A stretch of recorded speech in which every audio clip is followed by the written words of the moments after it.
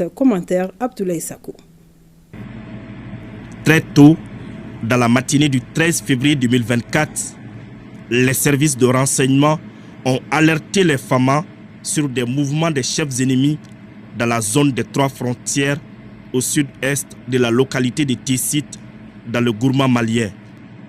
Après recoupement entre les services de renseignement des 3 pays de l'AIS, les informations disponibles faisaient état d'une bande de criminels qui s'étaient donné rendez-vous dans une zone précise.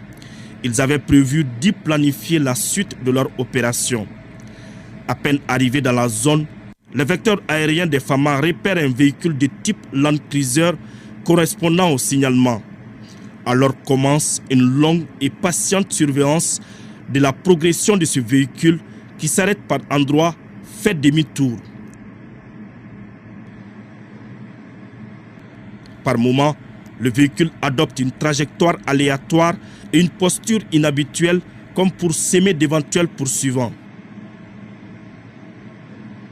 Finalement, se sentant en sécurité et sans se douter que ses œuvres sont bien observées et analysées dans les centres opérationnels des Fama, le véhicule s'immobilise devant une maisonnette, un endroit qui sert de poste de commandement pour leur funeste planification. Rapidement, plusieurs responsables terroristes le rejoignent à moto, dont un grand chef local qui était recherché depuis plusieurs mois pour de multiples exactions commises sur les territoires du Burkina Faso, du Mali et du Niger. Pendant la réunion, des hommes armés font le guet autour du poste de commandement. Les experts Fama choisissent le meilleur moment pour asséner un coup fatal et couper court à la rencontre entre le diable et ses démons.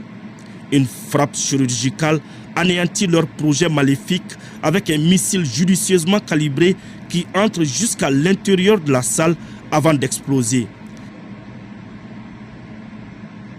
Certains guetteurs restés à l'extérieur s'échappent en courant, mais une vingtaine de participants à la réunion sont envoyés vers le repos éternel.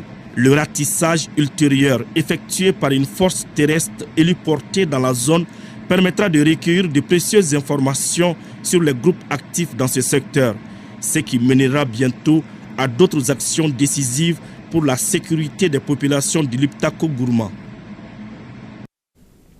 Et sachez que dans la matinée du 14 février 2024, les renseignements ont permis de repérer le groupe armé terroriste dirigé par le criminel Amadjireba, responsable des attaques contre les populations de Kolodougou-Koro et Moussawere, ainsi que de multiples poses d'engins explosifs improvisés contre les convois des Fama sur la route Nyono-Markala, s'apprêtant à attaquer des paisibles paysans à la périphérie nord de Ndola, à 6 km au nord-est de Kolodougou-Koro.